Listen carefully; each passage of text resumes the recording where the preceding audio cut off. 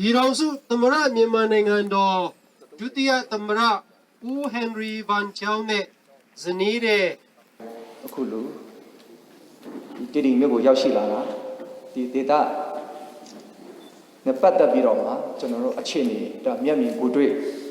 ဒါသိရှိနိုင်အောင်ရနောက်ပြီးတော့ဒေသခံမိဘပြည်သူတွေအတန်ကိုကြားနာဖို့လိုအပ်ချက်တွေအထူးသဖြင့်ကျွန်တော်တို့ဒီဒေသနဲ့ပတ်သက်ဖွံ့ဖြိုးနဲ့ပတ်သက်ပြီးတော့မှဖြစ်နောက်ပြီးတော့ကျမ်းမာရေးကိစ္စဖြစ်အားလုံးကဏ္ဍပေါင်းစုံလိုအပ်ချက်တွေနဲ့ပတ်သက်ပြီးတော့မှကျွန်တော်တို့အတတ်နိုင်ဆုံးကြိုးစားပြီးတော့ဖြစ်စေကိုမြင်ပံ့ပိုးပေးဖို့ဆိုပြီးတော့ဒီရချက်နဲ့ကျွန်တော်တို့အဖွဲ့ဒီကိုရောက်ရှိလာခြင်းဖြစ်ပါတယ်ဒီမြို့နယ်မှာဌာနဆိုင်ရာ39ခုပြည့်ထားပြီးတော့ခွင့်ပြုအင်အား3490မှာ2400ခန့်ထားပြီးတော့ဌာနဆိုင်ရာလုပ်ငန်းများကိုပုံမှန်လက်ပတ်အောင်ဆောင်ရွက်ရှိကြတင်ပြပါစရာကတော့ဒီအသုံးချမှုဖြစ်ပါတယ်။ area ကတော့6သိန်း9800ကျော်တဲ့ပိုင်းမှာစိုက်ပျိုးနေတာနဲ့15480ပဲပါရှိပြီးဒူဝိုင်းတူတင်ပါဆိုတော့36000ရှိ36000 8800ပဲပါရှိကြတော့ပြည်ကြကျွန်တော်ကတော့ဒီမျိုးယူပါပြီးဥတ္တမေဖြစ်တယ်နံပါတ်7ရေးရတော့ရေးမြေပါဝနေထားရတော့လုံချုံကြီးနဲ့အုပ်ချုပ်ကြီးရတော့ဒီမျိုးတွန်းစာမျိုးနဲ့ဒီခါမျိုးထိုက်ကန်မျိုးများစစ်စစ်ပြီးတော့ဒီတရားမျိုးအချက်ပိတ်စေးပေးနိုင်ရကျွန်တော်တို့ဒေသခံပြည်သူများရဲ့အဓိကဒေါ်လာတောင်းတဆင်တော့စာရဖြစ်ကျွန်တော်တို့ဒီမျိုးတရားမျိုးဖြစ်ဖို့လေးကိုလည်းကျွန်တော်တို့နိုင်ငံကြီးကနိုင်ငံတော်ကြီးကများချာအချိန်ချင်းပြပြထားပြီးရဖြစ်လို့တော့ဒီနေ့ချင်းမျိုးကြောင့်ကျွန်တော်တို့ရရှိခဲ့ပြီးတော့မှာပဲဖြစ်လို့တော့လည်းပဲကျွန်တော်ပြည်သူလူထုအနေနဲ့ဒီချိန်တော့ကျွန်တော်တို့မျိုးကိုခရိုင်မျိုးအချက်ပြည့်ပေးမယ်လို့ကျွန်တော်တို့ယုံကြည်ရရှိဒီမျိုးဟာဒီမျိုးနဲ့လုံးစာမျိုးနဲ့ဒီခါမျိုးခိုင်ကမ်းမျိုးများနဲ့အချက်ချာအကြဆုံးရုပ်ဖြစ်တဲ့ပြည်နေဆက်ကုံွေးစကန်မှာနိုင်ငံတော်ဝင်ငွေခွန်တော်များကိုရရှိတဲ့မြို့နယ်ဖြစ်ပါတယ်ရုပ်ဖြစ်ပါ၍အုပ်ချုပ်ရေးစီးပွားရေးလူမှုရေးဒေသဖွံ့ဖြိုးရေးလုပ်ငန်းများကိုဘုံမိုထိရောက်အောင်မြင်စွာဆောင်ရွက်နိုင်ရန်အတွက်ဒီမြို့အားခရိုင်မြို့အဖြစ်တိုးချက်ပိတ်စေးပြီးနိုင်ရေးအတွက်ဒေသခံပြည်သူလူထုများကိုစားအလေးအနက်တင်ပြတောင်းဆိုဒ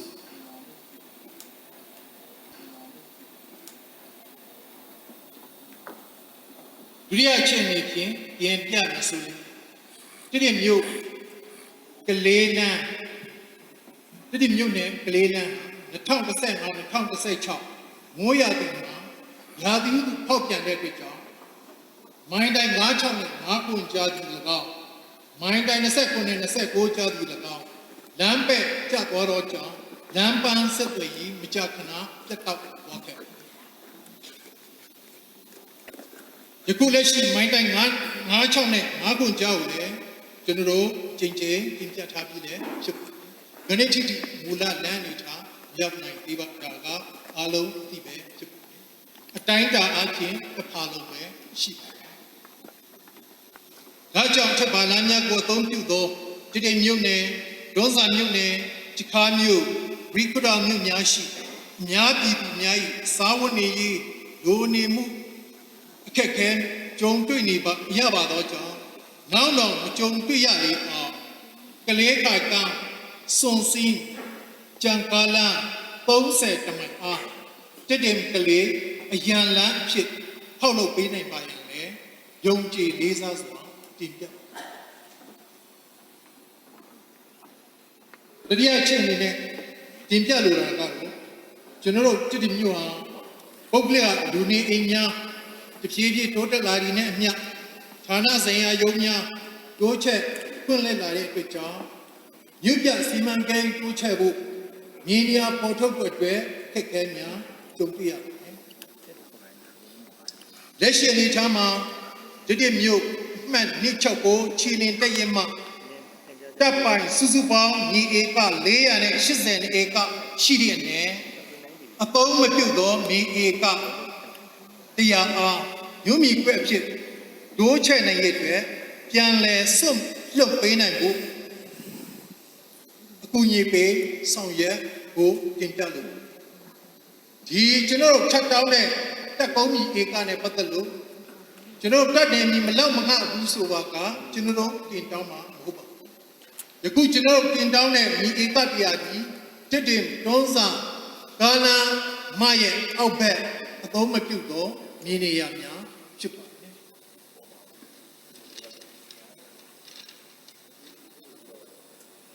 စတုထအနေနဲ့ပြင်ပြလိုတာကတော့ကျွန်တော်တို့ဒီမြို့ရှိအစိုးရနေပညာချက်တန်းကျောင်း EHS ကျောင်းကိုလက်ရှိပညာဆဲဖို့သင်ကြားနေတဲ့ကျောင်းသူကျောင်းသားနဲ့တက်ကုန်းမြေဧကနဲ့ပတ်သက်လို့ကျွန်တော်တတ်တယ်မြေမလောက်မငှဘူးဆိုပါကကျွန်တော်တို့တင်တောင်းမှာမဟုတ်ပါဘူးယခုကျွန်တော်တင်တောင်းတဲ့မြေဧကတရားကြီးတစ်တင်တွန်းစာကာနာမရဲ့အောက်ဘက်အသုံးမပြုသောမြေနေရာများဖြစ်ပါတယ်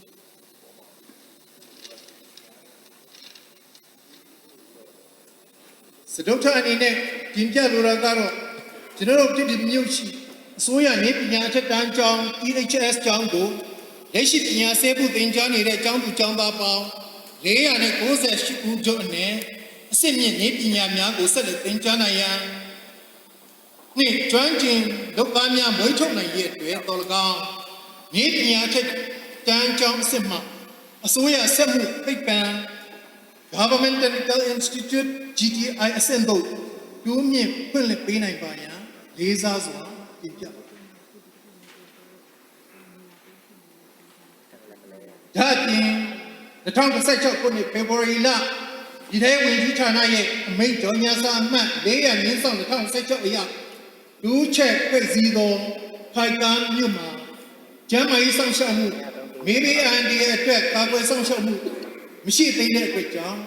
ဒီမြို့တဲ့ခိုင်ကမ်းမြို့အတွက်လည်း16ကရင်ဆက်တိုက်နယ်စေယုံရရှိရင်းနဲ့နောက်တော့ငွေအတီမှာမိမိအန်ဒီရဲ့ခဏကြုံရတဲ့အတွက်ကြောင့်ဒီများပြည်မြို့တဲ့ရဲ့ရည်ရည်အန်ဒီရဲ့မှာကာကွယ်နေရန်အတွက်တော်၎င်းနဲ့ဆက်ဆက်လျက်ရှိတဲ့တာဟန်နဲ့ခိုင်ကမ်းမချ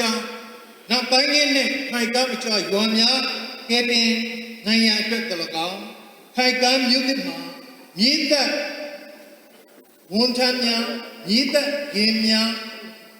ပါဝင်သောမြေသက်စခန်းခုဖွင့်လှစ်ပေးပါရန်လည်းရေးစားစွာတင်ပြပါ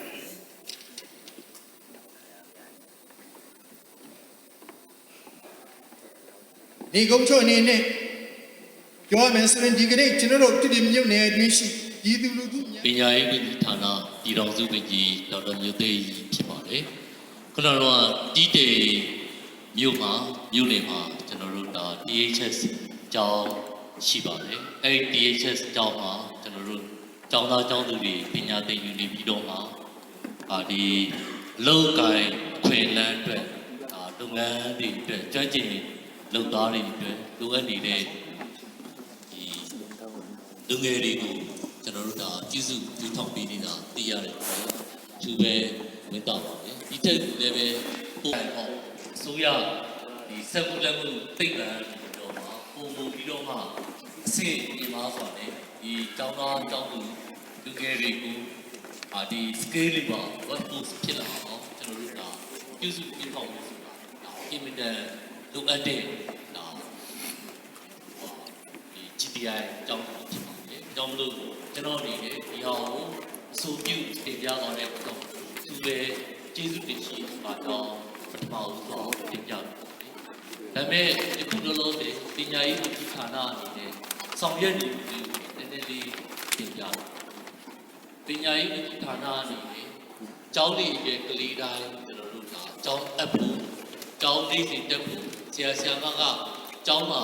လေးစီတင်ကြားပို့ချပေးပြီးတော့ ကျောင်းသားကျောင်းသူအားလုံးတင်ယူတက်မြောက်သွားအောင်ကျွန်တော်တို့ကျူပန်ကောင်းဖြစ်ပေါ်ဆောင်ရွက်နေပါတယ်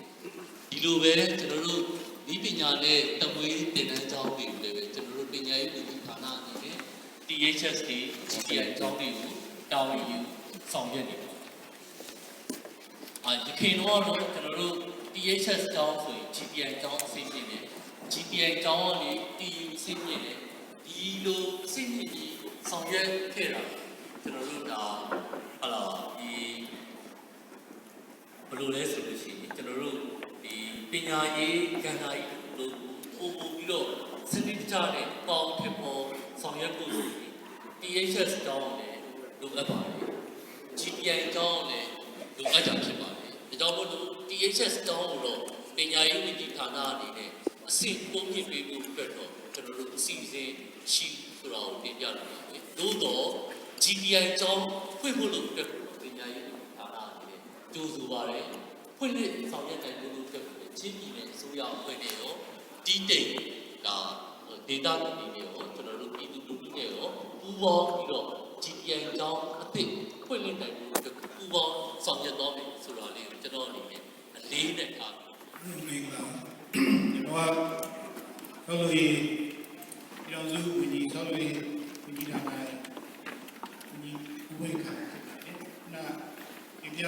လမ်းနဲ့ပတ်သက်တဲ့ကိစ္စတွေပတ်သက်ပြီးတော့ကျွန်တော်ဆောက်လို့ရဝင်ကြီးဌာနအနေနဲ့ခုလုံးအနေနဲ့ကတော့ချင်းပြည်နယ်တစ်ခုလုံးတွေနဲ့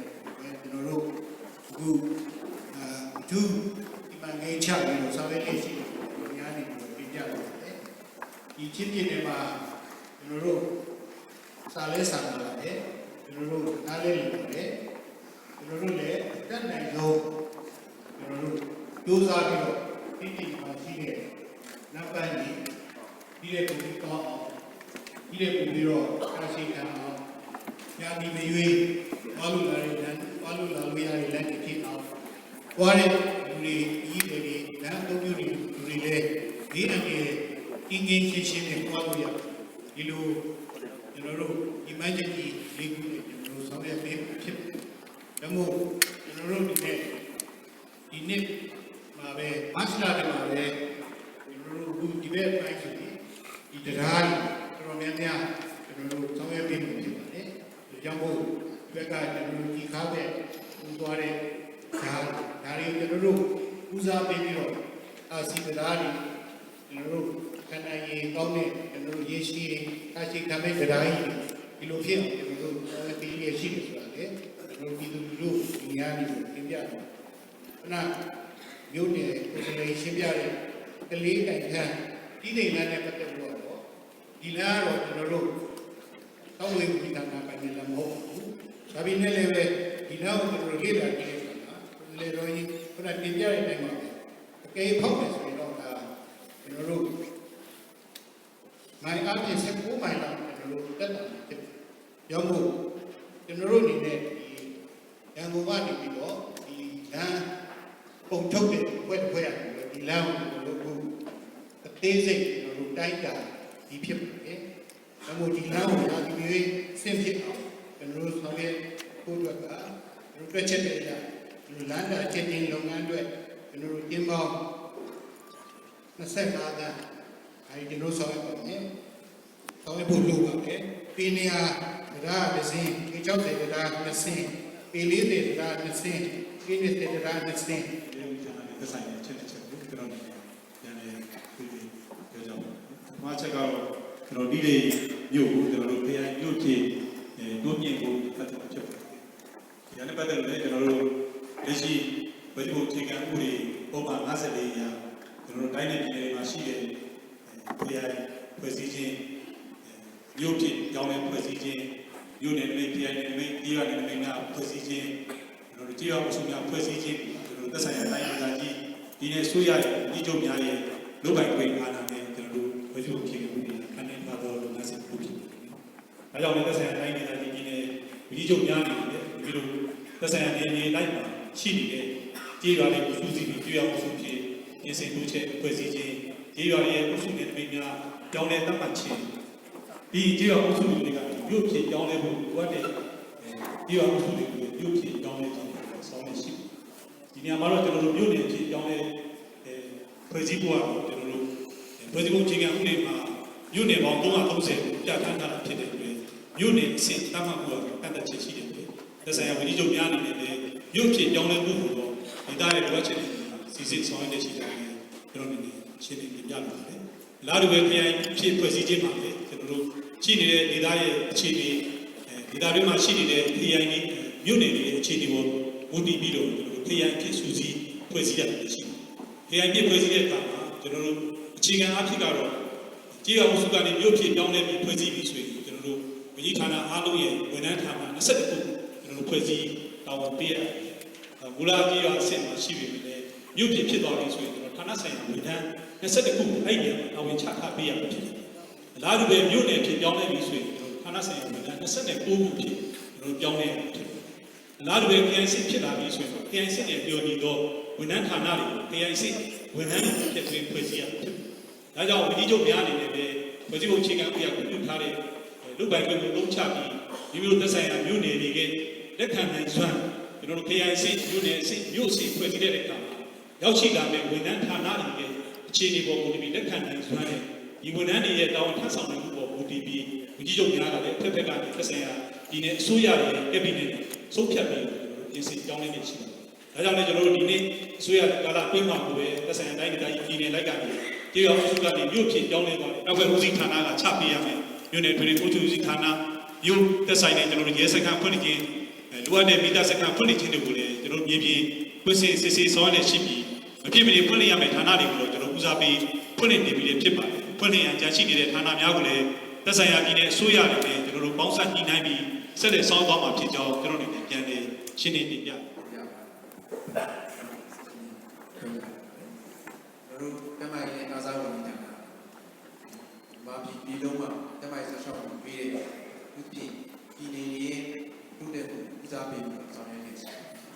။ဒီဆောင်ရွက်တဲ့အခါမှာတို့ဦးစားတမိုင်းစီမံကိန်းရေးဆွဲပြီးတော့ဆောင်ရွက်နေတယ်။အခုအန်ဒီစီမံကိန်းတော့ဒီပရစပ်စီမံကိန်းမှာဒီအရာတွေကိုတို့ထည့်သွင်းတာဒီနေဦးစားပေးပြီးဆောင်ရွက်တော့စီမံတာဆောင်ရွက်တဲ့အခါမှာကျွန်တော်တို့တစ်နှစ်လိုက်ကျွန်တော်တို့ကဒီနှစ်မှာစေရုပ်ဘယ်လောက်လုပ်ချက်အကြောက်ကလေးစေရုပ်ဘယ်လောက်လုပ်ချက်စက်စင်တဲ့စေဘယ်လောက်လုပ်ကြောက်နေဘယ်လောက်ခံမယ်ဒါတွေ့ဘယ်လောက်ခံမယ်ဒါတွေကိုကျွန်တော်တို့စီမံကိန်းရဖတ်စီဖြစ်ပါတယ်အဲ့ဒီအတွက်ကြောင့်ခုဖန်ကန်းစေဖန်ကန်းမျိုးမှာဆိုကျွန်တော်တို့လောဆယ်ကြောက်ကလေးစက်စေရုပ်ဆောက်ဖို့ကဖန်ကန်းမျိုးနဲ့အခြေအနေကြည့်တဲ့အခါကျွန်တော်တို့ကလေးမျိုးနဲ့လည်းပြီးပါတယ်ဒီအတွက်ကြောင့်လောဆယ်မှာတော့ခိုင်ခံ့မြို့မှာအချောက်ပင်စံစေရုံစကျွန်တော်တို့ကျမရေးဌာနပဲတစ်ခုပြည်သူ့ကျမရေးဦးစီးဌာနနေပြီးတော့ကျမရေးဌာနပဲတစ်ခုကျွန်တော်တို့ဆောက်လုပ်ရှိထားပြီးဖွဲ့စည်းပေးဖို့အတွက်ကျွန်တော်တို့အနေနဲ့စီစဉ်ပြီးတော့ကျမရေးဦးစီးဌာနမှာစီဝေးမှာကျွန်တော်တို့ပြုနေပြီးသားဖြစ်တယ်ဆိုတဲ့အကြောင်းကျွန်တော်တင်ပြပါတယ်ဒီတဲ့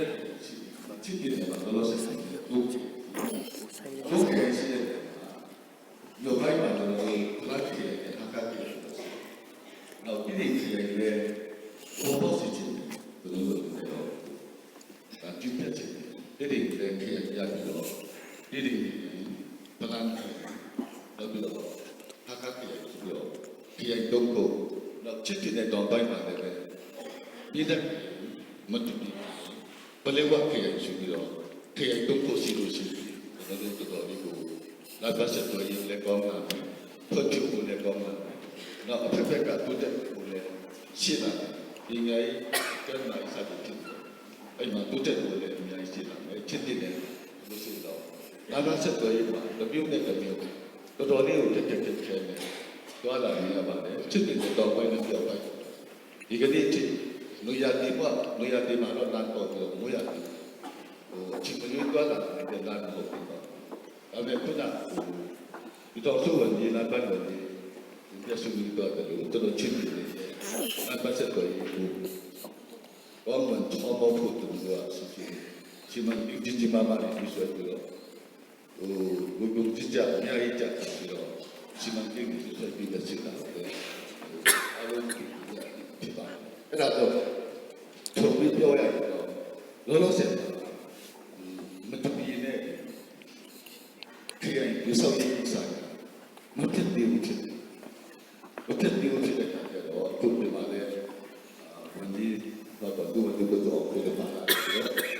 စ္စတွေပဲတခါတည်းတူပေါ့လက်စားကျွန်တော်ဆက်လက်ပြီးတော့တင်ပြချင်ပါတယ်ဒီကိစ္စတွေပဲအများကြီးပြတယ်ဒီနိုင်ပေါ့နော်ကျွန်တော်တင်ပြတယ်မြတ်တော်အဖြစ်တော့ကျွန်တော်ရဲ့သူစစ်ချက်ကျွန်တော်တင်ပြတယ်လေထပ်ပြီးပြောတယ်ဆိုတော့ဒီကိစ္စတွေမှာမြို့နယ်တစ်မြို့နယ်တစ်မြို့ဒီလိုပြည်စတဲ့ကျွန်တော်တို့ချစ်ခင်တဲ့ဆိုရတယ်တော့လို့ဆိုမတူပြမြို့နယ်ကိုကျွန်တော်တို့ဆိုရထောက်ခံပြပြတဲ့အတိုင်းပဲမတူပြမြို့နယ်ကိုဆုတ်ပြပြနေဆိုလို့ရှိရင်ဒါမှပြတ်တာဒီမှာပါတော့မရှိပါဘူးပေါ့ဖြစ်တယ်ပေါ့ကျွန်တော်တို့ရမလာရတဲ့ဆွေးချင်တယ်ဘယ်လိုဒီပြဆုတ်နေကြတာတော့အဲ့ဒီပေါ့ဒီအဲ့ဒါပြီးပါပဲကျွန်တော်တို့ကဒီမြို့တော်လည်းမတူပြနဲ့ဘယ်လိုဝါကိစ္စကိုပြီးတယ်ဒီကိစ္စကိုကျွန်တော်ဒီဆောင်လိုက်မတူပြနဲ့ဒီဘယ်လိုဝါကိစ္စပြီးတယ်ကိုစီဒီပဲကျွန်တော်ဒီလိုစီဟိုအပြင်ပေါ်မှာကျွန်တော်ဒီတော့ဆိုအစစ်တယ်ဘယ်လိုစီစားလဲကျွန်တော်တို့ချင်းချင်းကိုလူကြတယ်ပြန်ကြတယ်ဟိုဘောထားချင်းလည်းတက်ဆိုင်ကြတော့ဒီလိုကြပါလို့ဆိုတဲ့အနေမျိုးဖြစ်နေဆိုတော့တော့ဆိုဆိုပြီးတော့ဘယ်သူကိစ္စပြတ်တာကိုဆက်လာလို့ကျွန်တော်ပြောတယ်ဒီစောင့်နေတာဖြစ်အချစ်တယ်ဆိုရတာဒီလိုပဲနောက်တစ်ခုကဆက်လက်တယ်ဒီထိုင်လို့ဒီစကားလေးကိုလာလို့တော့ဒီပြောတော့ဒီလူတွေဒီနေတဲ့ဘုဒ္ဓရဲ့စောင့်ပြီးထွက်တယ်ဆိုလို့ရှိရင်သံဃာဒီတို့ချောပါဆိုရင်လည်းဆိုတော့တလန်မျိုးနဲ့ခုထဲခေယကိုဆက်တက်ကြည့်လို့ရပါတယ်အဲ့ကတည်းကတော့ဒီခေယဖြစ်လို့ရှိရင်တလန်ခေယကဘယ်ထဲမှာပေါင်းလဲဘယ်ထဲမှာတက်ထားတယ်ဆိုတဲ့စဉ်းစားစီဆိုရင်ဖြစ်နေတယ်အဲ့ဒါပြည့်စုံပြောလို့ဆိုတော့အဲ့ကတည်းကတော့ဒီဖက်တာမျိုးကိုမြို့တယ်လုပ်ပြီးလို့ရတယ်ဒီပြလို့ရတယ်ဆိုတဲ့ဒီထိုင်ပဲတော့ဆိုနေတယ်ဒီပြဆိုနေတယ်သူကဒီနေတယ်ဒါအတူလို့ပကံညောမှာမြို့တယ်ဆိုတဲ့တူခေယတခုနဲ့ရက်တယ်ပါတော့ကိုနေဆက်ပြီးကြည့်တယ်တမောတော့မိုးဆယ်လို့ငါ့ဘာလို့ဆိုတယ်ခေယတခုနဲ့ရက်တယ်နာပဲဒီပြလို့ရှိတယ်လမ်းမြို့နယ်ထဲနဲ့ခေယရက်ပြီးလို့ရပါတယ်ဆိုရဲတာတော့ကျွန်တော်တို့အကျဉ်းပြီးတော့အဲ့ဒီခါကျတော့ကျွန်တော်တို့ကဒီမြို့ကိုကျွန်တော်တို့အမြန်ဆုံးအမှုတွင်းတည်ဆောက်တော့ကျွန်တော်တို့ပြချင်တို့တော်လည်းပဲတို့လို့ရှိရင်ပြပြသေးတယ်မတူပြီးနဲ့မတူပြီးခေယစားကိုတို့တလာကြည့်တယ်ဖြစ်နေတဲ့ခါကျတော့အဲ့ဒီကိစ္စမှာတော့ပြီးတော့ချိခိုက်ဖို့ရှိတယ်ကျွန်တော်တို့ချစ်တယ်ချစ်လို့မျိုးတွေစီလုံးတွေပေါ့ဟိုတနည်းလာတဲ့ချစ်တယ်တော့ဆိုရတာလေကျွန်တော်တို့ကချစ်ရတော့ချစ်တယ်ဆိုရတယ်ဒီအဖက်ကစဉ်းစားတော့ဘယ်လိုကလည်းဟိုအချစ်လေးကျွန်တော်တို့တင်ပြဆွေးနွေးဓမ္မဆွာလုံးနဗမူဝံခုံးဟိုင်မာဘုံခွိုင်နင်းစု